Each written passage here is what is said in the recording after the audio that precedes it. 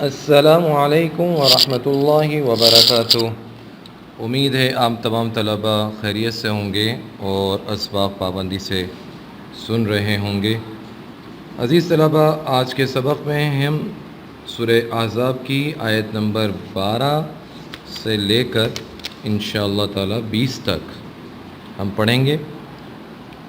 یہ دوسرا رکوع سورہ احزاب کا انشاءاللہ ختم ہو جائے گا۔ جیسے کہ ہم پہلے آپ کو بتا چکے ہیں کہ غزوہ احزاب ہم نے آپ کو ترتیب سے سنایا، اور اس غزوہ احزاب کو سنانے کے بعد آیات کی تلاوت اور ترجمہ آپ کے سامنے پیش کیا جائے گا، اور ضروری جو تشریح اور تفسیر ہوگی مختصراً وہ آپ کے سامنے ان آیات کی جو ہے وہ بیان کی جائے گی۔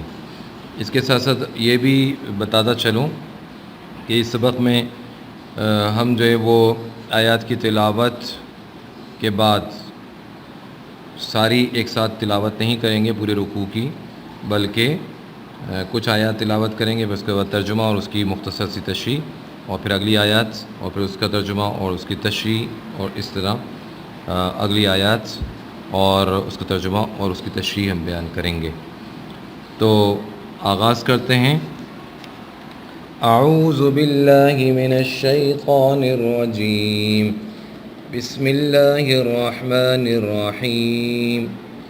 وَإِذْ يَقُولُ الْمُنَافِقُونَ وَالَّذِينَ فِي قُلُوبِهِم مَّرَضٌ مَّا وَعَدَنَا اللَّهُ وَرَسُولُهُ إِلَّا غُرُورًا وَإِذْ قَالَتْ طَائِفَةٌ مِّنْهُمْ يَا أَهْلَ يَثْرِبَ لَا مُقَامَ لَكُمْ فَارْجِعُوا وَيَسْتَأْذِنُ فَرِيقٌ مِّنْهُمُ النَّبِيَّ يَقُولُونَ إِنَّ بُيُوتَنَا عَوْرَةٌ وَمَا هِيَ بِعَوْرَةٍ إِن يُرِيدُونَ إِلَّا فِرَارًا وَلَوْ دُخِلَتْ عَلَيْهِم مِّنْ أَقْطَارِهَا ثُمَّ سُئِلُوا الْفِتْنَةَ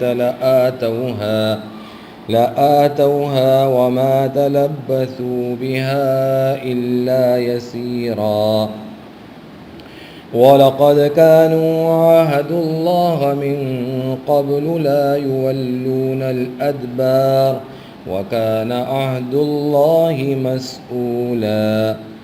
صدق اللہ العظیم۔ اللہ تعالیٰ ارشاد فرماتے ہیں، اور جب منافق اور وہ لوگ جن کے دلوں میں بیماری ہے کہنے لگے کہ خدا اور اس کے رسول نے تو ہم سے محض دھوکے کا وعدہ کیا تھا۔ عزیز طلبہ، یہ وہی وقت ہے کہ جب رسول اللہ صلی اللہ علیہ وسلم کی کدال لگنے سے روشنی، چٹان پہ جو کدال ماری تھی اس سے جو روشنیاں نکلی تھیں، اور حضور اقدس صلی اللہ علیہ وسلم نے صحابہ کو خوشخبری دی تھی کہ فارس اور روم اور شام کے محلات کو میری امت فتح کرے گی، اللہ تعالیٰ نے فتح کا وعدہ فرمایا ہے، تو اس وقت یہ کہنے لگے کہ حالت تو یہ ہے کہ اپنے جان کے لالے پڑے ہوئے ہیں اور فتح کی خوشخبریاں سنا رہے ہیں، تو یہ جو وعدہ ہے یہ سارا ایسے ہی نعوذ باللہ صرف دھوکے کی بات ہے، کوئی فتح وغیرہ نہیں ہوگی۔ اس طرح کی باتیں انہوں نے کیں، اور اس میں نام جو روایات میں آتا ہے وہ معتب بن قشیر کا اور اس کے ساتھیوں کا ہے، اس نے یہ کہا تھا۔ اور آگے اگلی آیت نمبر 13 کا ترجمہ۔ اور جب ان میں سے ایک جماعت کہتی تھی کہ اے اہل مدینہ، یہاں تمہارے لیے ٹھہرنے کا مقام نہیں، تو لوٹ چلو، اور ایک گروہ ان میں سے پیغمبر سے اجازت مانگنے لگا اور کہنے لگا کہ ہمارے گھر کھلے پڑے ہیں، حالانکہ وہ کھلے ہوئے نہیں تھے، وہ تو صرف بھاگنا چاہتے تھے۔ تو بعض نے ایسا کیا عزیز طلبہ کہ یہ جو جگہ ہے یعنی میدان جنگ، یہاں پر رہنا تو موت کے منہ میں جانا ہے، سو اپنے گھروں کو لوٹ چلو۔ یہ قول اوس بن قیتی نے یہ بات کہی تھی، اور اس کے ساتھ کچھ لوگ بھی اس میں شریک تھے۔ انہوں نے لوگوں کو اس طرح بہکایا، اور بعض منافقین اپنے گھر واپس جانے کے لیے یہ بہانہ کرنے لگے کہ ہمارے گھر غیر محفوظ ہیں، یعنی صرف عورتیں اور بچے رہ گئے ہیں، دیواریں قابل اطمینان نہیں، کبھی چور آ گھسیں یا کوئی اور آ گھسے اور ہمارے بیوی بچوں کو، عورتوں کو اور بچوں کو نقصان پہنچا دے۔ تو یہ بہانہ انہوں نے کیا، اور یہ قول ابو عرابہ اور اس کے بعض ساتھیوں کا اور بعض بنی حارثہ کا تھا، حالانکہ ان کو بھی معلوم تھا کہ وہ غیر محفوظ نہیں، یعنی ان کو اندیشہ چوری وغیرہ کا ہرگز نہیں تھا، بلکہ وہ بھاگنا چاہتے تھے، میدان جنگ سے بھاگنا چاہتے تھے۔ قرآن یہ فرماتا ہے یریدون الا فرارا۔ اگلی آیت کا ترجمہ، یعنی آیت نمبر 14 کا ترجمہ، اور اگر فوجیں اطراف مدینہ سے ان پر آ داخل ہوں، پھر ان سے خانہ جنگی کے لیے کہا جائے تو فوراً کرنے لگیں اور اس کے لیے بہت ہی کم توقف کریں۔ یعنی کیا مطلب یہ کہ کوئی لشکر کفار کا آ گھسے اور ان سے فساد، یعنی مسلمانوں سے لڑنے کی درخواست وہ کرے اور ان سے کہے کہ مسلمانوں کے خلاف لڑو، تو فوراً یہ اس لڑائی میں داخل ہو جائیں، گھروں میں بہت کم ٹھہریں۔ یعنی ابھی مسلمان کہہ رہے ہیں کہ کفار سے لڑو تو بھاگ رہے ہیں اور اپنے گھروں کے کھلے ہونے کا بہانہ کر رہے ہیں، اور اگر یہی کفار کہیں کہ مسلمانوں کے خلاف لڑو تو فوراً اس کے لیے تیار ہو جائیں اور مسلمانوں کے مقابلے میں جا پہنچیں اور گھروں کا کوئی خیال نہ کریں۔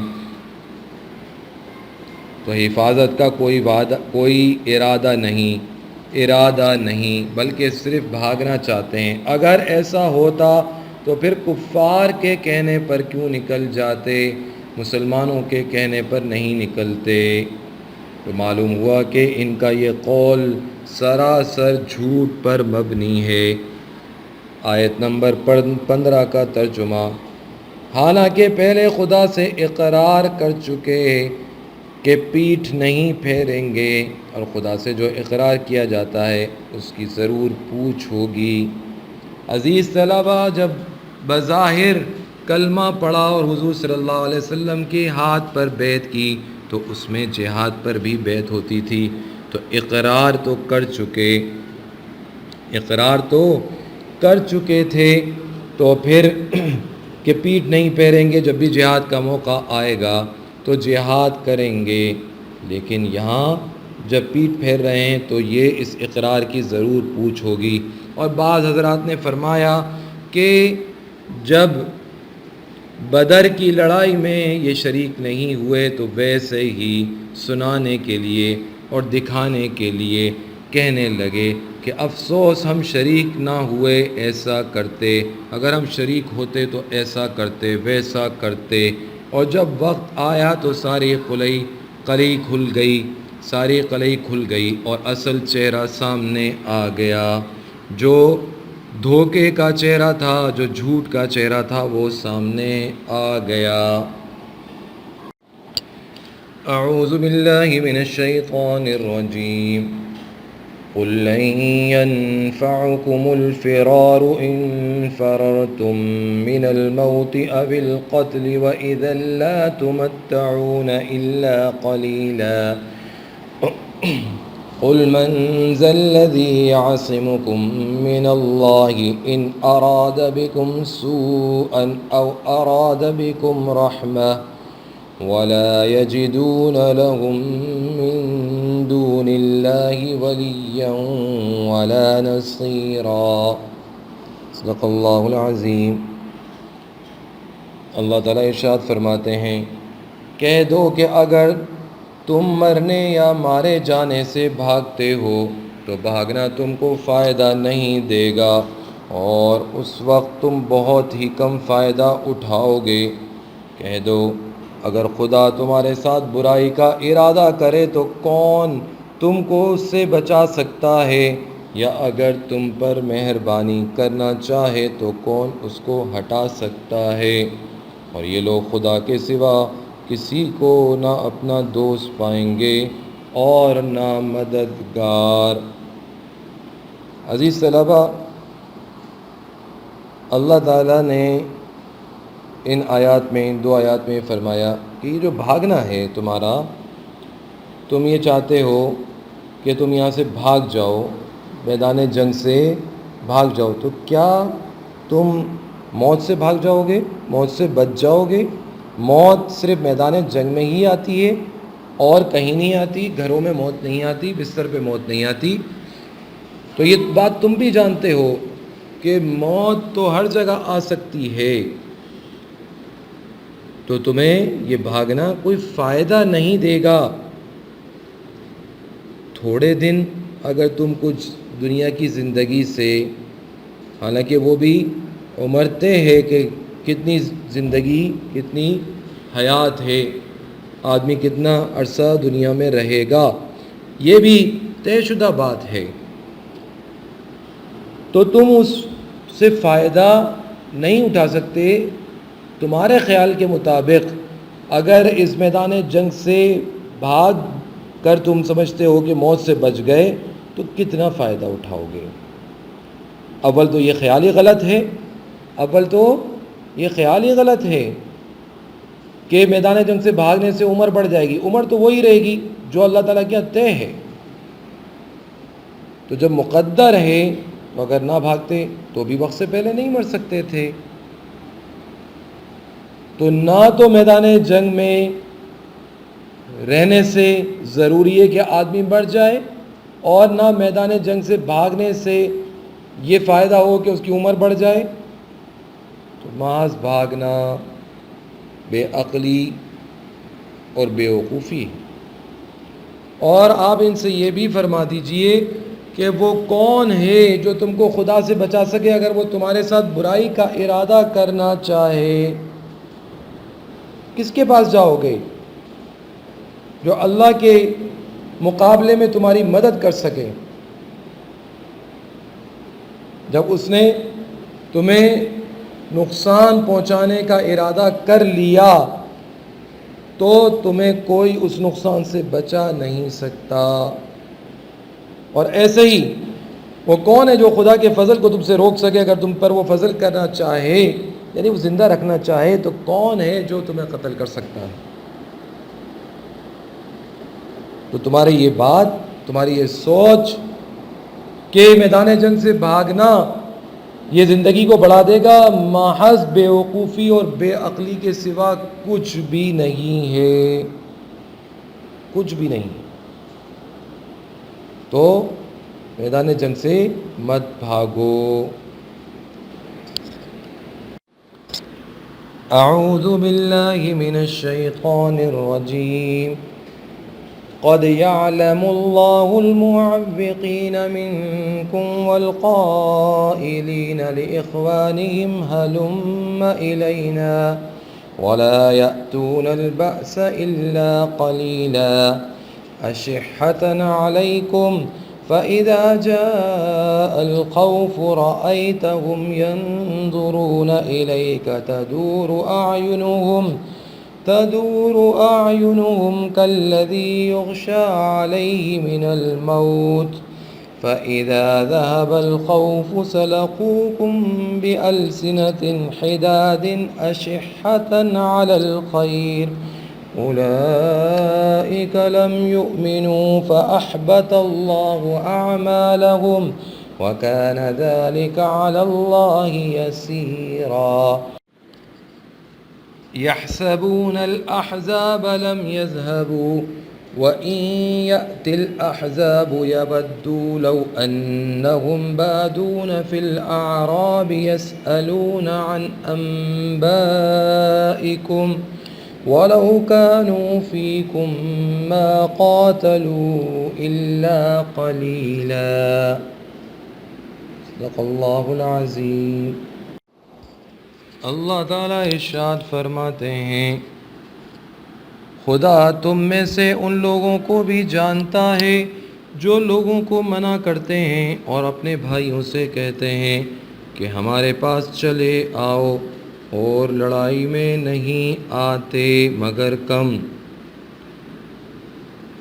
عزیز طلباء، یہ ایسا ہوا کہ ایک آدمی نے اپنے بھائی سے ایسا کہا تھا، یعنی وہ منافق تھا اور ایک مسلمان اس کا حقیقی بھائی تھا، کہ وہاں اپنی جان کیوں دیتے ہو۔ اس وقت یہ مسلمان کہنے لگا کہ افسوس، تو اس وقت گوشت کھا رہا ہے، روٹی کھا رہا ہے، اور حضور اقدس صلی اللہ علیہ وسلم ایسی تکلیف میں ہیں۔ تو وہ بولا، میاں تم بھی یہیں چلے آؤ۔ تو یہ ان کی بزدلی ہے اور حرص اور بخل ہے، کہ جس کی وجہ سے یہ لڑائی میں بہت ہی کم آتے ہیں۔ جس میں ذرا نام ہو جائے تو ان کی بزدلی ہے، اور آتے بھی ہیں تو تمہارے حق میں بخیلی لیے ہوئے، کنجوسی لیے ہوئے، جیسے کہ اللہ تعالیٰ اگلی آیت میں ارشاد فرما رہے ہیں، یہ اس لیے کہ تمہارے بارے میں بخل کرتے ہیں، پھر جب ڈر کا وقت آئے تو تم ان کو دیکھو کہ تمہاری طرف دیکھ رہے ہیں، اور ان کی آنکھیں اسی طرح پھر رہی ہیں جیسے کسی کو موت سے غشی آ رہی ہو۔ پھر جب خوف جاتا رہے تو تیز زبانوں کے ساتھ تمہارے بارے میں زبان درازی کریں اور مال میں بخل کریں۔ یہ لوگ حقیقت میں ایمان لائے ہی نہیں تھے، تو خدا نے ان کے اعمال برباد کر دیے، اور یہ خدا کو آسان تھا۔ تو عزیز طلباء، بات آپ کی سمجھ میں آ گئی ہوگی۔ میں تھوڑی سی مختصر سی سمجھاتا ہوں کہ جب ان کا بخل اور ان کی بزدلی یہ حال ہے کہ یہ میدان جنگ سے بھاگتے رہتے ہیں، نیت بس صرف یہ ہوتی ہے اگر کسی وقت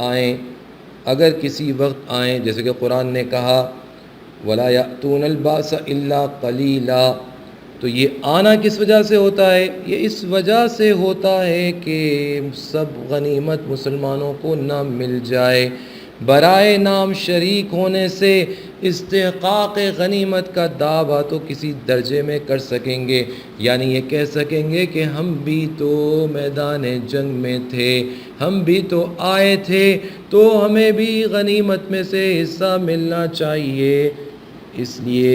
اس لیے یہ کچھ میدان جنگ میں اگر آتے بھی ہیں تو یہ نیت ان کی ہوتی ہے۔ یہ تمہارے کوئی ہمدرد نہیں ہے کہ تمہیں میدان جنگ سے بلا رہے ہیں، بلکہ اصل بات یہ ہے کہ یہ تمہارے بارے میں کنجوس ہیں، اور یہ نہیں چاہتے کہ تمہیں کوئی کامیابی حاصل ہو۔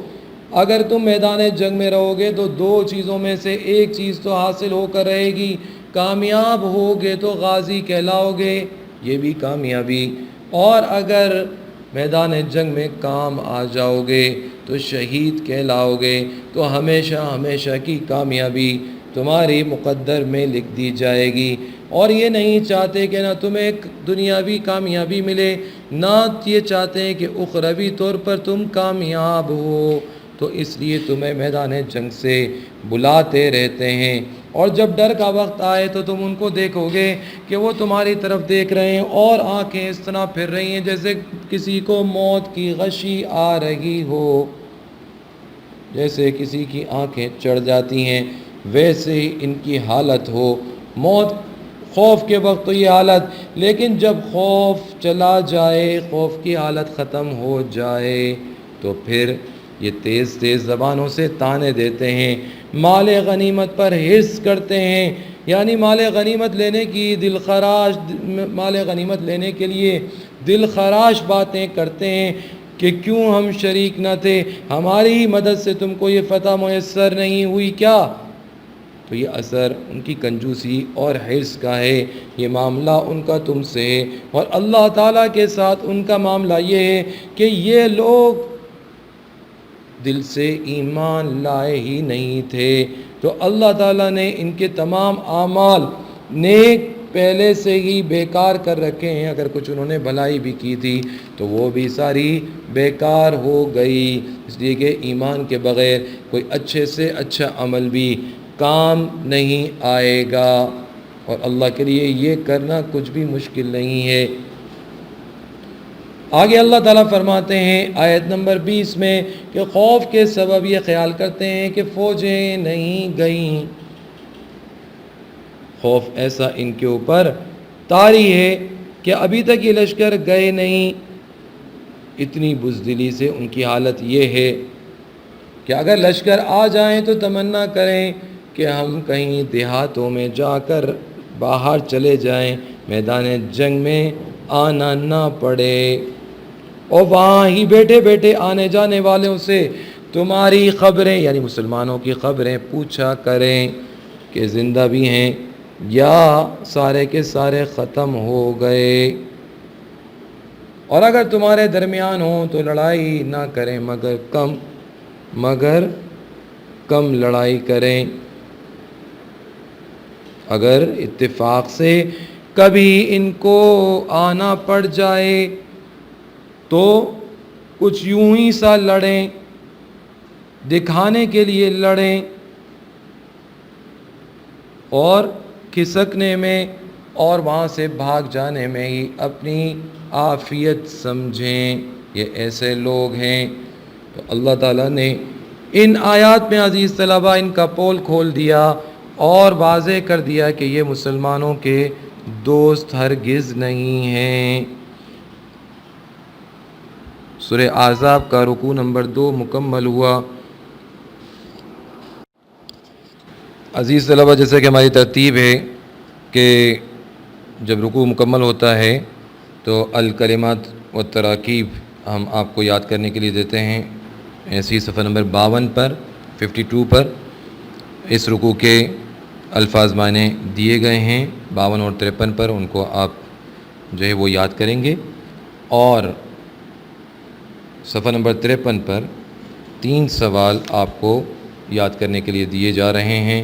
اس کے لیے ہم نوٹس کا صفحہ نمبر 8 آپ کو شیئر کر رہے ہیں اس سبق کے ساتھ، وہاں سے آپ دیکھ سکتے ہیں، یاد کر سکتے ہیں بآسانی۔ اور رکوع نمبر 1 بھی اسی صفحے پر ہے، اگر اب تک آپ نے یاد نہیں کیا تو اس کو بھی یاد کر لیں، اس کے سوال و جواب بھی یاد کر لیں، اور رکوع نمبر 2 کے بھی 3 سوال ان کے جوابات یہاں موجود ہیں، ان کو یاد کر لیں۔ امید ہے کہ آپ اس کی پابندی کریں گے۔ اگلے سبق تک کے لیے اجازت دیجیے۔ السلام علیکم ورحمۃ اللہ وبرکاتہ۔